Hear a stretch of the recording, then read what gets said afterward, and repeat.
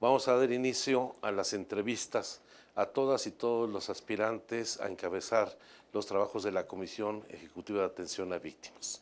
Como lo anunciamos ya en días anteriores, se han inscrito 26 aspirantes, hombres y mujeres, a ocupar este cargo, de los cuales 4 declinaron, por lo cual la cifra de participantes se queda en el número 22, y vamos a entrevistar en orden alfabético a todas y cada uno de ellos.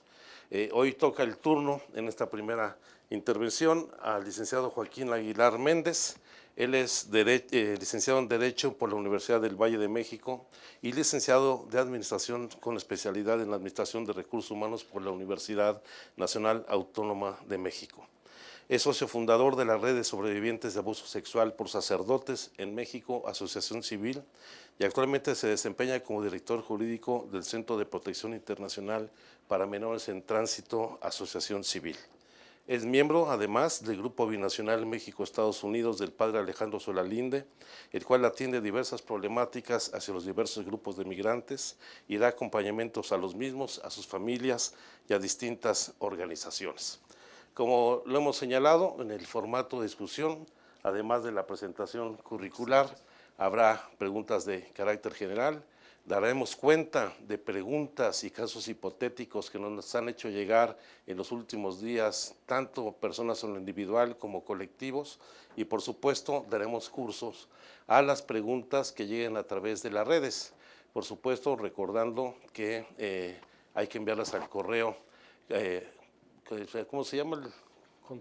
consultaseap@segov.gov.mx, para que les demos curso a estas. Por supuesto, como lo señalamos ya con anticipación, todas aquellas preguntas que vayan acompañadas de calificativos o denotaciones no les vamos a dar curso, como tampoco aquellas que sean de franco apoyo a los candidatos. Se trata de un debate respetuoso, con todas las reglas claras del juego. Nos interesa un buen nivel de discusión y donde pues, los aspirantes, todas y todos, se sientan a gusto, se explayen con toda libertad. No hay ninguna restricción más que el tiempo, que estoy tomando en este momento no se contabiliza para nuestro primer aspirante. Entonces yo le preguntaría, para empezar esta discusión, a Joaquín, ¿cuál es tu motivación para buscar encabezar la Comisión Ejecutiva de Atención a Víctimas? Pues antes que nada, muchas gracias por la invitación y para esta plática. Lo veo más allá de un requisito. Fui víctima de un delito sexual cuando tenía 13 años. A partir de ese momento he ido encaminando mi lucha pues, para que no vuelva a suceder. En los casos de que llegara a suceder, que se tuviera que atender. Exactamente por eso ayudé a fundar SNAP, que es la Red de Sobrevivientes de Abuso Sexual por Sacerdotes. Hemos atendido cientos de casos. Y lo que me ha llevado a hacerlo es ver que la gente se sienta, acompañarlos, que se sientan que no están solos. De pronto, en todo este camino, veo que hay una institución encargada de atender a víctimas. Una institución que en algún momento a mí me invitó a accesar al Registro Nacional de Víctimas, estando yo con otras víctimas, pero la invitación era personal, exclusivamente para mí. Entonces, no me gustó la forma, pero sí me llamó la atención de lo que había adentro. Comienzo a empaparme, a ver cómo podríamos ayudar y hacer, dado a que se ha dado acompañamiento personal a muchas, cientos de víctimas de diferentes delitos, entre ellos feminicidios también, delitos de odio. Entonces dije, a ver de qué forma podemos ayudar, y veo que sí, la situación al interior es muy compleja, por decirlo de alguna forma. Hay muchas quejas de las víctimas no se sienten atendidas, arropadas también en sus procesos, inclusive respetados, porque hay que decir que las víctimas llevan cada proceso y hay que acompañarles conforme al paso de ellos y sus necesidades. Creo que una de las cosas, de los errores que ha habido al interior, y que yo siempre he estado a favor de una política de siempre hablarles con la verdad a las víctimas, no crear falsas expectativas, porque debido a eso precisamente ha habido muchas quejas. A ver, asociado con tu propia formación en Administración de Recursos Humanos, ¿cuáles serían las acciones o los protocolos a establecer en la SEAP para fortalecer no solamente la atención a víctimas, sino la administración de los recursos? No solamente los recursos económicos, los materiales, los financieros, para que sea mucho más efectiva la atención a las víctimas. Aquí en este caso, la SEAP tiene ciertos protocolos que al parecer no los están socializando o no se dan a conocer o ni siquiera existen, que esa es otra de las situaciones. Entonces sería pues primero crear manuales de operación, protocolos y reglamentos para que tengan un buen funcionamiento, ver las necesidades del personal también. Aquí la gente que recibe necesita tener contención, son el primer contacto con las víctimas y pareciera que se deja de lado todo su trabajo.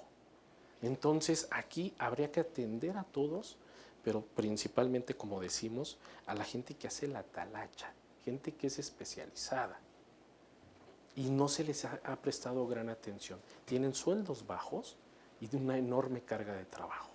Entonces aquí habría que ver las necesidades y hacer una adecuación para que sea lo más oportuno a su desempeño. Tú has tenido experiencia como víctima también y como defensor de derechos humanos. Exactamente. ¿Qué mecanismos adoptarías desde la SEAP para favorecer la participación de las víctimas en la definición de las políticas de atención? Aquí en este caso yo creo que tendríamos que hacer unas mesas de discusión en las cuales las víctimas externen sus opiniones, digan en qué se han encontrado o cuáles son los baches que se han encontrado en este proceso, como para hacerlos copartícipes de estas políticas. A ver, una pregunta, son ya de las estoy retomando, las Perfecto. que hicieron llegar los colectivos y personalidades directamente a la comisión.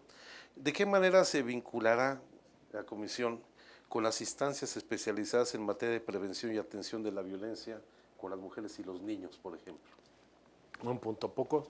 Dentro de todas las políticas pareciera que el caso de los menores ha quedado de lado, no ha habido una debida atención. Entonces, primero sería impulsar la implementación del Sistema Nacional de Atención a Víctimas, que está a cargo del presidente de la República. A partir de ese momento se tienen que sentar todas las instancias que tienen que ver con la atención a ellos, todas, incluyendo los estados, y que cada quien tome participación de lo que les corresponde. Inclusive hacer también convenios de colaboración con dichas instancias como el Seguro Social, el DIF, la SEP, porque la parte de los estudios para los hijos de las víctimas ha quedado de largo. ¿Y cómo garantizar, estás hablando de problemas de administración, de transparencia, cómo garantizar la rendición de cuentas? ¿Qué cuentas tiene que rendir la SEAP? Pues es de todo, tiene que ser una caja transparente, que ahorita todo es oscuro, incluyendo lo del fondo, por ejemplo, toda esta discrecionalidad con la que se han manejado los recursos, no están ayudando en nada. Entonces, pues tiene que haber evaluación de entrada para ver qué es lo que falta, auditorías, mostrar los resultados de las auditorías públicamente a las víctimas, obviamente, a las autoridades y a la sociedad en general. Y a partir de ese momento comenzar a tomar decisiones y esa auditoría tiene que ser anual. ¿Cuáles serían las áreas a fortalecer dentro de la SEAP? La SEAP tiene distintas áreas de atención a víctimas, tiene hasta médicos forenses, pero ¿cuáles son las que resultan vitales para la resolución de las problemáticas de las víctimas? Pues es la asesoría jurídica federal, que es muy importante para el acompañamiento en el proceso de las víctimas. Ahí faltan abogados especializados. Entonces, aquí tendríamos que hacer un convenio con el Instituto de Defensoría Pública, Instituto Nacional de Defensoría Pública, para llegar más a más víctimas. Esa sería la primera. La segunda, analizar en dónde hay menos abogados y con más problemáticas. Por ejemplo, en el caso de Veracruz, tiene muy pocos abogados especialistas. Entonces, habría que reforzar ahí, dado a que la problemática de desaparecidos es mucho más grande que incluso, obviamente, en la Ciudad de México. ¿Para ello tú crees que es necesario una reforma a la ley general? Sí, la ley general tiene que entrar a un proceso de revisión pero toda la ley y adecuación a las necesidades. Ya no son las mismas que cuando se creó hace unos años, entonces tenemos que adecuarla al tiempo y más con este proceso que queremos ya hacer de paz. Pero ¿cuáles serían las dos reformas sustantivas a la ley? Las dos reformas, en el caso de la Consejería Jurídica y en el caso del fondo. Hay muchas quejas con respecto al manejo del fondo y a los criterios para emitir las indemnizaciones. Yo creo que ese es primordial también para las víctimas, para que ellos sepan en base a qué se toman las decisiones monetarias hacia ellos. ¿Hay alguna pregunta que ha llegado por redes? Bueno, vamos a continuar con las que tenemos anteriormente. Perfecto. ¿Cómo se mejorarán los tiempos de respuesta a las solicitudes de las víctimas?